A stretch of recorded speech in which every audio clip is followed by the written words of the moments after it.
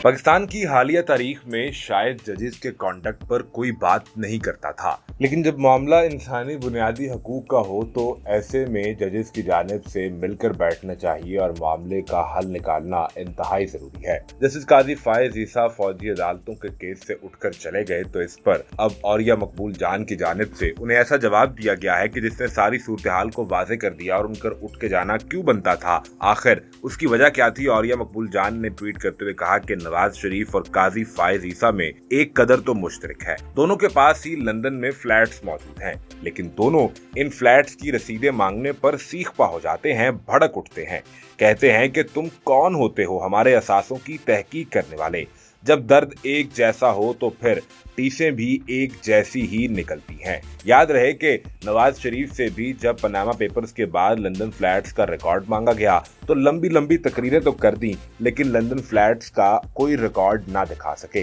इसी तरीके से जब काजी फायज ईसा के खिलाफ रेफरेंस किया तो उस वक्त भी कई समातें होती रहीं, लेकिन उन फ्लैट्स का रिकॉर्ड सामने ना आ सका और इसके मुकाबले में ये बयानिया सामने आता रहा कि ये बुनियादी तौर पर बच्चों के नाम पर हैं या बीवी के नाम पर हैं, लिहाजा मेरा इनसे कोई वास्ता नहीं है। जिस पर औरिया मकबूल जान ये कहते हैं कि जब आपके दर्द एक जैसे हों तो फिर आपको टीसें भी एक जैसी उठती हैं। जब रिकॉर्ड मौजूद ना हो तो आप ऐसे ही केसेस से उठकर चले जाते हैं क्योंकि आप किसी के बुनियादी इंसानी हकूक की परवाह नहीं करते हैं। याद रहे कि इस केस के हवाले से जब जस्टिस काजी फायज ईसा ने इस बेंच से अलहदा होने का फैसला किया, अदालत में उठकर खड़े हुए तो ये रिपोर्ट हुआ कि 1.5 से 2 मिनट चीफ जस्टिस और जस्टिस मुनीब अख्तर उन्हें कहते रहे कि आप केस से अलग मत होइए, आप बेंच में बैठ जाइए, लेकिन वो उठकर चले गए।